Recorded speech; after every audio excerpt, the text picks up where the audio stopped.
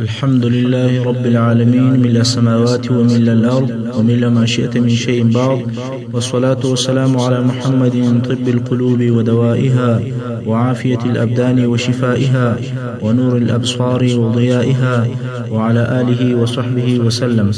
أما بعد، د خلفای راشدینو د سیرت شپږمه برخه. تاسې د رسول صلی الله علیه و وسلم د سیرت په اخرنۍ حصو کې دا واوریدل چې د رسول صلی الله علیه وسلم د ژوند په اخري مرحلو کې کم حالات پیښ شول، او دا هم هلته در معلومه شوه چې رسول صلی الله علیه وسلم تر خپل رحلت د مخه یو لشکر جوړ کړی و چې په شام کې د خضاعه پر قبیله باندې حمله وکړي.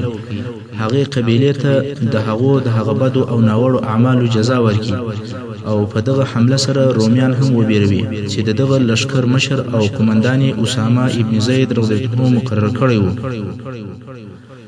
دغه لشکر د سیرت په کتابو کې د اسامه لشکر په نامه سره مشهور دی. رسول صلی الله علیه وسلم د دې لشکر د مشرتوب لپاره په دې سبب اسامه رضی الله عنه اختیار کړي چې خلکو ته د اسامه رضی الله عنه مقام او درجه ور معلومه کړي. مګر هلته یو بل سبب هم و، هغه دا چې د قضاعه قبیله هغه د معتاد د جنگ قبیله و، او دوی هغه څوک ول چې د اسامه رضی الله عنه پلار چې زید ابن حارثه رضی الله عنه دی هغه په شهادت رسولی و. نو داسې معلومیږي لکه رسول صلی الله علیه وسلم چې غوښتل چې اسامه رضی الله عنه د خپل پلار د قاتلانو څخه بدله او انتقام واخلي. کله چې د اسامه رضی الله عنه لشکر جوړ شو او بیا دا خبر نشر شو چې رسول صلی الله علیه وسلم رحلت وکوي او مدینه منورې ته د هر طرفه دا خبرونه راورسېدل چې خلک مرتد او د اسلام د دین څخه واوښتل. نو اسامه رضی الله عنه د دې پر ځای چې د قضاعه پر طرف باندې حرکت وکړي معطل شو، غواړي چې پوه شي چې اوس څه پیښیږي، ځکه اوس په حالاتو کې تغیر رالی. رسول صلی الله علیه وسلم رحلت وکوي او ډیر مسلمانان مرتد شول. واقعا هم حالات داسې شول چې ټوله جزیرة العرب د دین څخه واوښتل. ټول هغه کسان چې ایمان یې راوړی و مرتد شول، د اسلام دین یې پرېښوی، بې د درو ښارو د خلکو څخه چې هغه پر خپل اسلام پاته شول. هغه درې ښارونه پر داسې قسم دي: اول مدینه منوره او د هغې شاوخوا دا پر خپل اسلام باندې پاته شول. دویم طائف، هغه طائف چې تر ټولو ښارو وروسته په ایمان کې داخل شوي ول او ایمان یې راوړی و. تاسې ته معلومه ده چې د طائف خلک د مکې مکرمې تر فتح او د حنین تر جنگ وروسته مسلمانان شول، مګر څنګه چې اسلام په صدق او په اخلاص سره و، د هغه اولینی ځنډ او تاخیر سره بیا هم پر هغه خپل ایمان او اسلام باندې ټینګ پاتې شول. دریم مکه مکرمه، که څه هم په مکه مکرمه کې د مرتد کېدلو خبرې کېدې، نږدې وه چې اهل مکه هم اسلام پرېږدي او د ردت په باره کې تر داسې اندازې خبرې سره شروع وې چې د مکې مکرمې امیر وتښتېدی او پټ شو. مکه مکرمه بېله امیر او بېله باچا پاتې شوه. خو په دغه وخت کې سهیل ابن عمر چې قریشو او د مکې مکرمې څخه و، شاعر او خطیب هم دا ودرېدی. دغه سهیل ابن عمر هغه څوک دی چې د بدر په ورځ د کفارو ملګری و او مسلمانانو په بندیانو کې ونیوی. څنګه چې دی شاعر او خطیب و، نو د رسول صلی الله علیه وسلم او اسلام پر ضد به شعرونه ویل او بیانیې به ورکولې. نو کله چې په بندیانو کې ونیول شو، حضرت عمر فاروق رضی الله عنه وویل: یا رسول الله، اجازه راکړه چې سر ورپرېږدم. رسول صلی الله علیه وسلم وفرمایل: پرېږده یا عمر. څنګه چې د عمر رضی الله عنه ډېر قهر ورته راغلی و، ځکه دغه سهیل هغه څوک دی چې د اسلام پر ضد شعرونه وایي، بیانیې ورکوي، نو څنګه یې پرېږدي؟ او په هغه وخت کې شاعر د اعلان دپاره داسې و لکه د نن ورځې ټلویزیون، او د دشمن ټلویزیون که چیرې پیدا سي نو باید چې هغه خراب سي. نو عمر رضی الله عنه وویل: یا رسول الله، چې وزن یې نه، نو اجازه راکړه چې ټول غاښونه یې ور وکاږم، نو بیا به تقریر هم نشي کولی او شعر به هم نشي ویلی. رسول صلی الله علیه وسلم وفرمایل: پرېږده یا عمر، شاید چې دی داسې موقف او دریځ غوره او اختیار کړي چې بد به بیا نه پروایم. یعنی شاید یو وخت به په دغه شعر او په تقریر سره داسې کار وکړي چې هغه کار یې د ستاینې وړ وي. دا دی اوس د ردت په وخت کې هغه ورځ رااله چې رسول صلی الله علیه وسلم د بدر په ورځ د هغې ورځې زیری ورکړی د سهیل هغه ښه موقف او دریځ ښکاره سو. اوس چې اهل مکه د ردت په باره کې خبرې کوي، سهیل رضی الله عنه ودرېدی او ویې ویل والله د هر چا څخه کمی د ردت او د مرتد کېدلو خبرې واورېدې سر به یې ورپرې کړم. خلکو دا فکر وکوئ چې دی رضی الله عنه نور ملګري هم لري چې خلکو ته د سر پرې کولو وعده او تهدید ورکوي. حال دا چې د ده رضی الله عنه سره بل هیڅوک نه و، نو ټوله اهل مکه وبېرېدل او د ردت د خبرو څخه چپ شول. نو مکه مکرمه هم هغه دریم ښار دی چې د سهیل رضی الله عنه د ثابت ایمان په سبب پر خپل ایمان پاتې شول. مقصد دا چې دغه درې ښاره پر ایمان پاتې شول، مکه مکرمه، مدینه منوره او طائف. نور ټوله جزیره العرب مرتد شول. دغه مرتد کېدل یا د دین څخه اوښتل پر څو ډوله ول. ځینې داسې ول چې د ټوله اسلام څخه منکر شول، مطلق د اسلام او مسلمانانو دشمنان وګرځېدل. ځینې بیا داسې ول چې پر اسلام پاتې ول مګر د زکات ورکولو څخه انکار کوي، یعنی لمنځونه یې کول، روژې یې نیولې، یوازې د زکات ورکولو څخه انکار کوي او ویل به چې موږ رسول صلی الله علیه وسلم ته زکات ورکوي، اوس چې هغه نسته بل چاته زکات نه ورکوو. خو د ردت دریم قسم په داسې شکل سره و چې ځینې کسان یوازې دا نه چې مرتد شول بلکې د نبوت دعوې هم وکولې. اول د هغو څخه طلیحه ابن خویلد الاسدي دې د نبوت دعوه وکوله. بنو الاسد چې په خپله د ده قبیله وه د دغه طلیحه متابعت یې وکوي. بنو طوی چې د حاتم طوی قبیله ده هغه هم د طلیحه متابعت وکوي. او دا رقم غطفان چې د عربو د هغه لویو قبیلو څخه ده دې هم د طلیحه متابعت وکوي. دویم نفر مسیلمة الکذاب چې د بنو حنیفه د قبیلې څخه دی، دې هم د نبوت دعوه وکول او بنو حنیفه یې متابعت وکوي چې دغه د بنو حنیفه قبیله په خپله ډیره لو او قوي قبیله وه. دریم په یمن کې اسود العنسی د نبوت دعوه وکوله او د یمن ډیرو خلکو یې متابعت وکوي. مسیلمة الکذاب او اسود عنسی د رسول صلی الله علیه وسلم په ژوند او په حیات کې د نبوت دعوه کړې وه، خو شهرت او لوړوالی د رسول صلی الله علیه وسلم تر رحلت وروسته و. څلورم سجاح بنت الحارث التغلبیه چې دا یو ښځه وه د نبوت دعوه یې وکوله او د دې قبیلې چې د تغلب قبیله وه او ځینو نورو د عربو او باشو یا چور خوښونکو کسانو یې متابعت وکوي. تقریبا د عربو ټولې قبیلې مرتدې شوې. د بنو تمیم قبیله چې مشر مالک ابن نویره و، حوازن، عبس، زبیان، بني الاسد، کنانه، بنو حنیفه، بحرین، دغه ټولې قبیلې مرتدې شوې. او بحرین دغه د نن ورځې بحرین نه دی بلکې د احسا و ټولې منطقې ته بحرین ویل کېدل چې قطر او موجوده بحرین هم ټول کې داخل دي. نو د بحرین خلک هم د دین څخه واوښتل او مرتد شول. او دا رقم عمان، یمن، حضرموت، نجد، غطفان، تغلبه، بنو سلیم، کنده، نجران دا ټول مرتد شول. مسلمانان په داسې حال او په موقف کې شول چې حضرت عمر رضی الله عنه وایي لکه په سپین غوایي کې چې یو تور بیشته وي. مسلمانان لږ او د هره طرفه محاصره ول. ټولې قبیلې د اسلام او د مسلمانانو ضد وګرځېدې. په دغه پریشانه وخت او حالت کې د مسلمانانو په منځ کې مشورې شروع شوې چې آیا اسامه رضی الله عنه د لشکر سره باید هغه خپل وظیفه چې رسول صلی الله علیه وسلم ورفرمایلی ده چې د قزاعه پر قبیله باندې حمله و هغه پسې پوره کړي، که دغه د کفر د لوی موج په مقابل کې د مدینې منورې د ساتلو دپاره پاتې شي. د حضرت عمر رضی الله عنه او د اصحاب کرامو د څو نورو مشرانو رای او نظر دا و چې د دغه لوی توپان په مقابل کې باید د نرمۍ څخه کار واخیستل سي او دغه څو کاره عملي سي. اول د اسامه رضی الله عنه لشکر باید د لې پاتې سي چې مدینه منوره وساتي. دویم هغه کسان چې زکات نه ورکوي هغه باید اوس پرېښول سي. د هغو سره به اوس جنگ نه کوو تر څو چې دغه د کفر موجونه او څپې پای ته رسیږي. مګر حضرت ابوبکر صدیق رضی الله عنه دغه رایه نه قبوله ول د اسامه لشکر باید په خپله وظیفه پسې ولاړ سي. زه به هغه بیرغ چې رسول صلی الله علیه وسلم تړلی دی هیڅکله نه کم خلاص. حضرت عمر رضی الله عنه او هغه کسان چې په دغه مجلس کې حاضر ول هغه وویل یا ابابکر که خلکو پر مدینه منوره حمله وکوله. حضرت ابوبکر صدیق رضی الله عنه وویل جنگ ورسره کوو. دوی وویل جنگ په چیش کوي په چا کوي، که د اسامه لشکر ولاړ سي موږ بل څوک نه لرو، فقط دغه یو لشکر دی چې موږ ته راپاته دی. د جنگ خلک مو ټوله په دغه لشکر کې دي او که دغه لشکر ولاړ سي مدینه منوره خالی پاتې کیږي بیا څوک ساتي ابو بکر صدیق رضی الله عنه وویل یوازې زه جنگ ورسره کوم که څه هم سر مې پرې کیږي لا جنگ ورسره کوم خو هغه لشکر چې رسول صلی الله علیه وسلم جوړ کړی دی هیڅ کله نه راګرځاو خلک په حیرت کې پاتې شول چې دا څنګه دریز او څونه ټینګار دی واقعا هم هر چا چې د جنگ کولو قدرت درلودي هغه ټول د اسامه رضی الله عنه په لشکر کې ول بل هغه څو نفر څخه چې مدینه منوره ته پس له هغه راغلي ول چې رسول صلی الله علیه وسلم او اسامه رضی الله عنه ته بیرغ ورتړلی وو او دوی د هغه په لشکر کې نه ول داخل شوي یعنی څلور داسې خلک ول چې پس له لشکر جوړېدلو مدینه منوره ته راغلي ول هغه په شار کې پاتول نور ټول جنگي خلک تر مدینه منوره د باندې په لشکر کې ول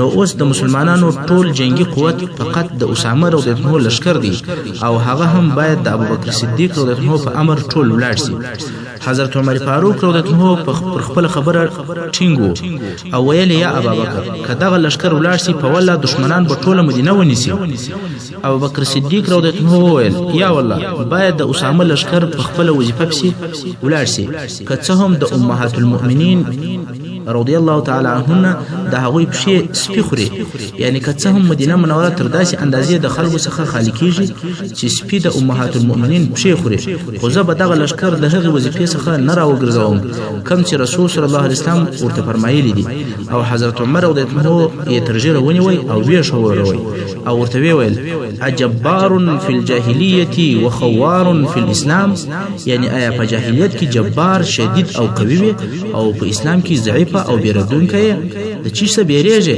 سبحان الله د ترازو په لې واوښتي موږ ته دا معلومه و چې ابوبکر صدیق رضی الله عنه حلیم او د زړسوي خاوند و دی هغه څوک چې ژر به ژړل سیندار او پوست او د نرم زړه خاوند و او حضرت عمر رضی الله عنه قوي جبار شدید او سخت سړی و مگر په دغه ځای کې د حضرت ابوبکر صدیق رضی الله عنه قوت معلوم شو تر داسې اندازې چې د عمر رضی الله عنه قوت د در رضی الله عنه په مقابل کې لږ او ضعیف ښکارا شو په دغه دریځ سره مشتدار معلومه شو چې حضرت ابوبکر صدیق رضی الله عنه تر عمر فاروق رضی الله عنه قوي او شجاع دی دا ولی دغه قوت او شجاعت د کوم څه ترالی دا د ایمان څخه چې د ابوبکر صدیق رضی الله عنه ایمان تر عمر رضی الله عنه قوي دی دا د ابوبکر صدیق رضی الله عنه قوي ایمان چې دته دغه قوت او شجاعت ورکړي لکه څنګه چې رسول صلی الله علیه وسلم فرمایي کله ټول امت ایمان د ابوبکر د ایمان سره وتلل سي د ابوبکر ایمان به تر درون سي فصل رسول صلی الله علیه وسلم څخه یوازې د ابوبکر صدیق رضی الله عنه ایمان د ټول امت تر ایمان درون دی چې په امت کې حضرت عمر رضی الله عنه هم شامل دي نو د ابوبکر صدیق رضی الله عنه د ایمان قوت په دغه سخت حالت کې چې تقریبا د ټول جزیره العرب خلک د اسلام څخه اوښتلی ول دلته د هغه شجاعت او دلاوري وځلیدل ابوبکر صدیق رضی الله عنه امر وکوي چې د اسامه لشکر دی حرکت وکړي لشکر رئیسو او مدینه منوره د څو لږ نفرو په ساتنه کې پاتې شو په دغه وخت کې د دوه عربي قبیلو چې د عبس او زبیان په نامه سره یادېدلې او په نجد او د طوی په غرو کې اوسېدلې او دا رقم د بنو اسد او د کنانه د قبیلو یو ډلې د مدینه منورې د حمله لپاره په ګډه سره یو لشکر جوړ کړ او دغه لشکر مخ پر مدینه منوره باندې ورهیسو ترڅو ابرقنمی ځای ته ورسېدل چې دغه ځای ته ذوالقصه هم ویل کېږي او هلته یې واړول چې تر مدینه منورې پورې تقریبا د 3 ورځو مزل و دغه د مرتدانو لشکر دلته سره وویل والموږ به یو ډله مدینه منورې ته ولېږو چې د ابوبکر صدیق رضی الله عنه سره خبرې وکړي او ورته ووایي چې موږ مسلمانان یو خو زکات نه ورکوو زکات به نه راسغواړي نو یو ډله مدینه منورې ته ولېږله چې ولاړ شي د ابوبکر صدیق رضی الله عنه سره خبرې وکړي چې موږ مسلمانان یو منځونه کوو خو زکات نه درکوو ډله رئیس او مدینه منورې ته ورسېدل کله چې شار ته ورننوتل ویلیدل چې مدینه منوره د خلکو څخه بالکل خالی ده هیڅ څوک نشته کې د اسامه رضی الله عنه لشکر تللی دی دا خلک چې د کومې موضوع لپاره راغلي ول په هغه باره کې د ابوبکر صدیق رضی الله عنه سره خبرې وکولې او دا امید و چې ابوبکر صدیق رضی الله عنه به د دوی خبره ومني ځکه دوی ولیدل چې مدینه منوره خالی ده مګر ابوبکر صدیق رضی الله عنه د دوی غوښتنه نه ومنله او ویل دا هیڅ کله نشي کېدلی چې مسلمانان یاست او زکات نه ورکوي هغه ډله بیرته په تش لاس باندې ولاړه خو په عین وخت کې ابوبکر صدیق رضی الله عنه دا خطر هم حس کړي چې دغه خلکو لشکر خوراره دي او په مدینه منوره کې د ساتنې لپاره څوک نشته. نو د مدینه منورې پر څلور طرفو باندې څلور کشنی ډلې د څارنې او د معلوماتو لپاره ودرولې چې تاسو به څارنه کوئ او هر حمله که پر مدینه منوره راتله خبر به راکوئ. د دغو څلور ډلو مشران په دې ډول سره وو: علي ابن ابي طالب، طلحه ابن عبید الله، زبیر ابن عوام، عبد الله ابن مسعود رضی الله تعالی عنهم. او د مدینه منورې ټول اوسیدونکو امر کړ چې تاسو به په مسجد نبوي کې بيدیږئ. دا د دې لپاره چې ناڅاپه او په بخبري کې حمله ونیسي، ځکه په مدینه منوره کې د جنگ او د ساتنې لپاره څوک نه ول پاتې. دا خو دلته په مدینه منوره کې د مسلمانانو احتیاط ول. د مرتدینو هغه راغلي ډله چې د عبس او زبیان قبیلو ته بیرته ورلل، ورته ویل چې ابوبکر صدیق رضی الله عنه خو زموږ غوښتنه نه ومنله او مدینه منوره د خلکو څخه خالی ده، نو د حمله لپاره دغه وخت او فرصت بيخي طلایي چانس دی، ځکه هلته هیڅوک نشته. هغه د مرتدانو لشکر هم مخ پر مدینه منوره د حمله او د جنگ لپاره را روان شول. ابوبکر صدیق رضی الله عنه په هدی کچيري دی رضی الله عنه د هغو مرتدانو دراتک په انتظار وي او د لیور تکشینی، نو هغه لشکر راځي او په یو دم په مدینه منوره ټوله ونیسي. نو یې سمدستي د هغه پاته کسانو څخه یو کښنی لشکر جوړ کړ چې د عبس او زبیان پر طرف باندې ورهي کوي. تر دغه وخت هغه قبیله مدینه منورې ته دون را نږدې شوی وي چې د یوې ورځې مزل یې ترمنځ پاتې وو. او دا معلومه خبره ده چې د عبس او زبیان قبیلو هیڅ دا فکر نه کوي چې پر موږ دي د مسلمانانو د طرفه حمله وشي، ځکه مدینه منوره د خلکو څخه خالی ده. خو ناڅاپه او د هغو په بېخبري کې دغه کشنی لشکر پر د مرتدانو باندې حمله وکول. هغو په تیښته شروع وکول او ابوبکر صدیق رضی الله عنه بیا هم په پسې دی. څو دغه راغلي کفار زی خوشب ته ورسېدل، که څه هم دغه د عبس او زبیان لشکر مدینه منورې ته ډیر نږدې شوي ول، تر داسې اندازې چې مدینه منورې ته د یوې ورځې د مزله په اندازه لار پاته وه. خو د دغه ناڅاپه حمله په سبب د مرتدانو لشکر بیرته په تیښته پر شا ولاړی. کفار چې ذل خوشب ته ورسېدل هلته خیمې ودرولې او ځانونه د داسې جنگ لپاره تیار کړل چې مسلمانان د دوی د تعقیبولو څخه پریږدي. نو یې څه وکول؟ د اوبو خالی جانې راواخیستل او ویې پړسول او لوړ غونډیو او غرو ته وختل. ژی چې جمع ژان دي داسې شی دی لکه غړکه، خو په غړکه کې شلومبې وي او په ژی کې اوبه وي او دواړه د پسو د پوسته څخه جوړیږي. کله چې د مسلمانانو لشکر ورنږدې شو، دوی دغه پړسول سوي ژان د لوړې څخه پر راوغورځول. هغه ژان مخ پر کښته راګیلېدل او د راګیلېدلو سره یې ډبهاری کول لکه ډلونه چې وهل کېږي. د دغو اوازو په سبب د مسلمانانو اوښان وتورېدل، یوې او بلې خواته سره وپاشل شول او بیرته د مدینې منورې پر خوا باندې ولاړل.